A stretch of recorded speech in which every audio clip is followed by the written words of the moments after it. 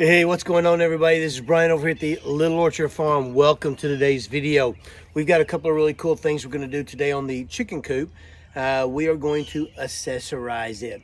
Got some lights, some pennant lights.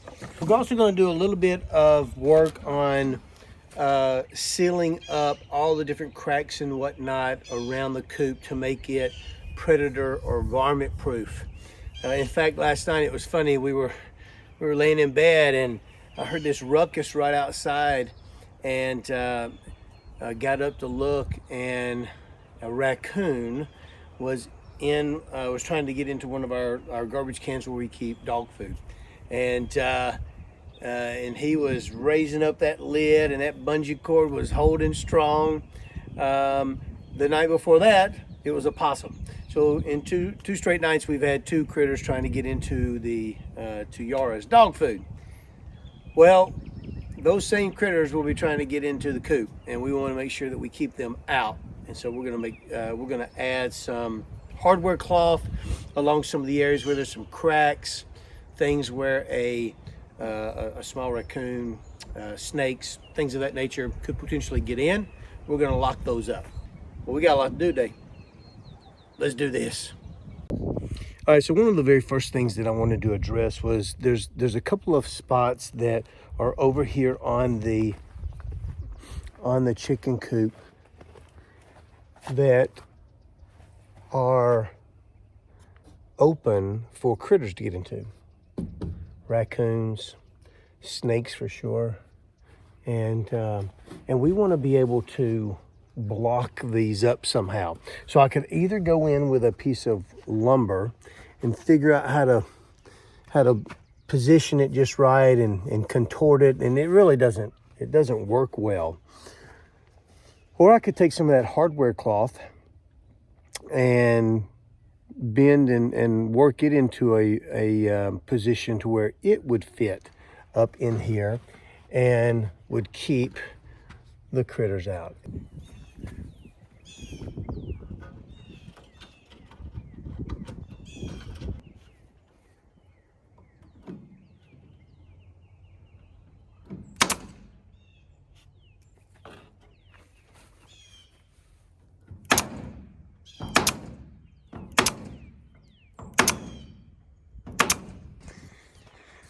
All right, here's the first one. I left this one undone. I've got a wire to run up in here for the lighting, so I wanted to leave that to where I can sneak that wire up in there. Here's the second one though. Second one is really, that's tight. There ain't nothing getting in that. Yeah, that's good. That's solid. I'll do the rest of these that same way, and I'll get back with you in just 1 second. Those turned out really nice. Nice and secure. No predators will be able to get into that. I'm fairly confident. So that's going to be awesome. And that'll create a small additional air draft in and out, where there won't be able to be a lot of fume buildup or moisture buildup. I think it'll be able to come and go and create a nice flow for the birds. All right, now that we've got the mesh and all that good stuff all the way around the coop, we feel pretty good about how secure it's going to be, keeping predators and so forth out, as well as creating a really nice airflow. We're going to move on to the lighting. So I went out and I got on Amazon and did a little search around and found a couple of lighting kits that were basically solar powered, and nothing special about these two companies that I'm aware of.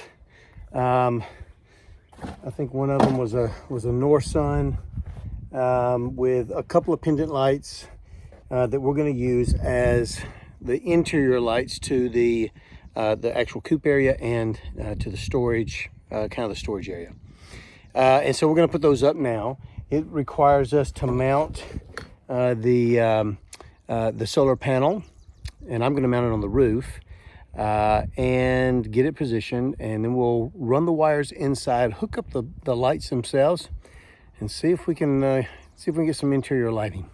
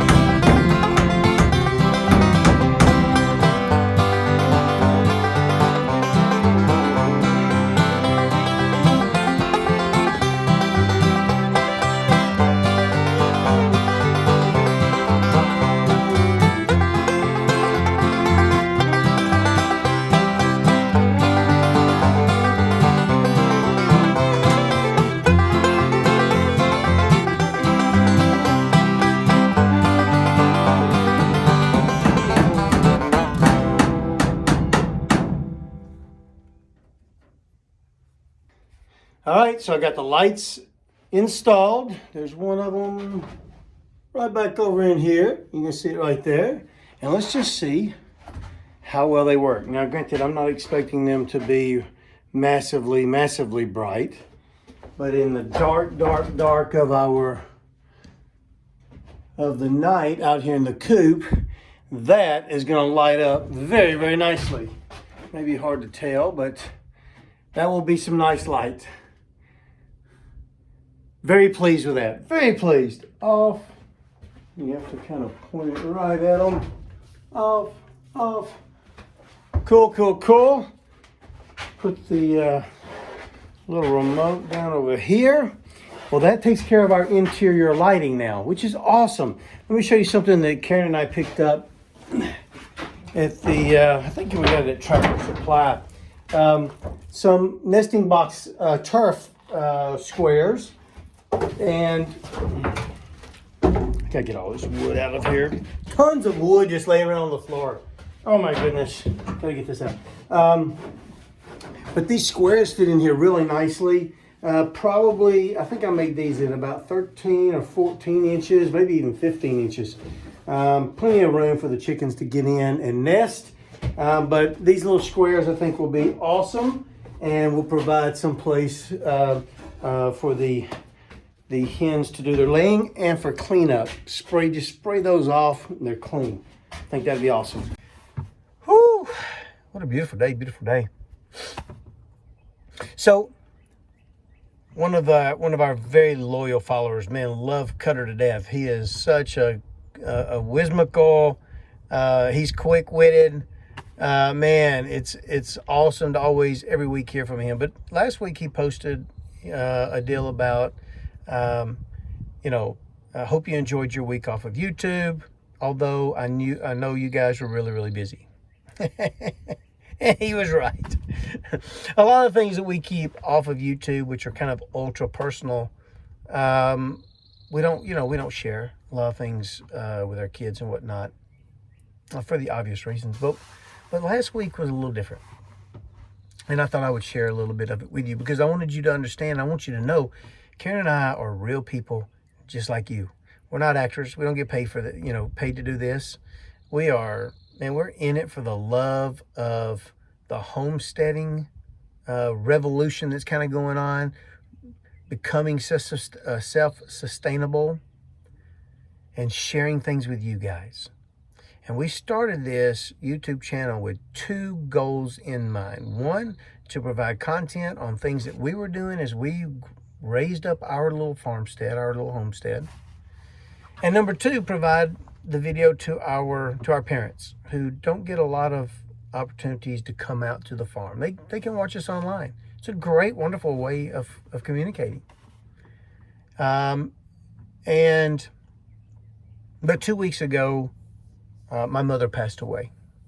And it was a wonderful blessing. She lived to be a wonderfully ripe old age. She was a Christ follower. And it was a peaceful passing. So we were incredibly blessed.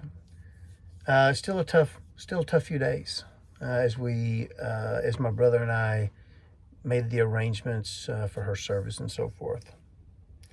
And then later in the week, Karen had a pretty sizable surgery that's put her down for a few weeks, and then toward the end of the week, my son had an automobile accident that totaled his vehicle, and he was actually transporting my father-in-law down here, and so his grandfather and him were in a wreck, and it terrified him. It scared him. Neither one were injured, but absolutely terrified him.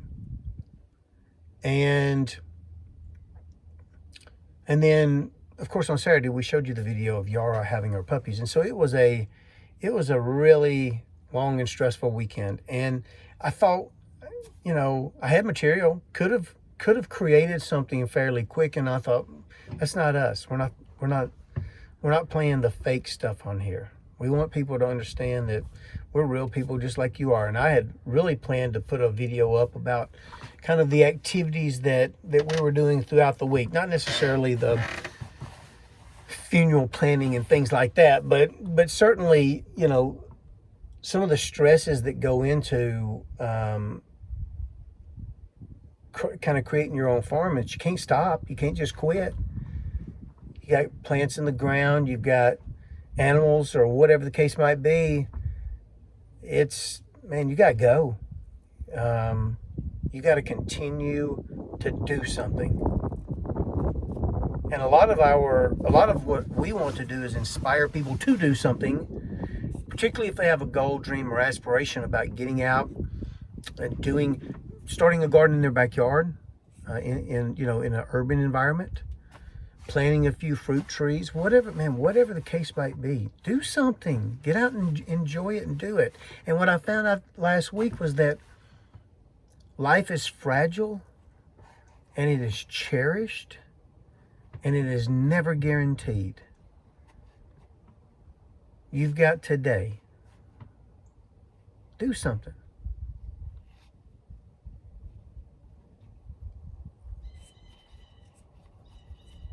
I want you guys to know we're here. We're going to keep plugging along on the on this YouTube gig, and hopefully pick up a few more subscribers along the way, because, man, we want to be friends like we are. You know, I love hearing from Cutter. I know he's going to post. I can always bank on it. He's always probably going to say something hilarious, or very nice and congenial, and we like that. We love that. In fact, you know, Karen and I sit around, we laugh about that. It's hilarious when we hear something funny from one of you guys, and it's greatly appreciated. It does kind of, you know, I've listened to other YouTubers as they content creators, as they've posted things, and they say that the comments really drive them, and they're right. We love hearing from you. Love it. And it does keep us going. We'll just have one less follower this next time. Well, guys, hey, that's going to wrap it up for us today. Certainly didn't mean to get on any sort of an emotional soapbox or anything like that, but we just wanted to let you know, man, we're real folks here, and we're doing life and hoping that you're joining that journey with us to kind of see how, well, day in and day out, it's a grind. It is for all of us, right? And so we hope that you guys have a wonderful week and a very blessed week. Till we see you again the next time, we will. See ya.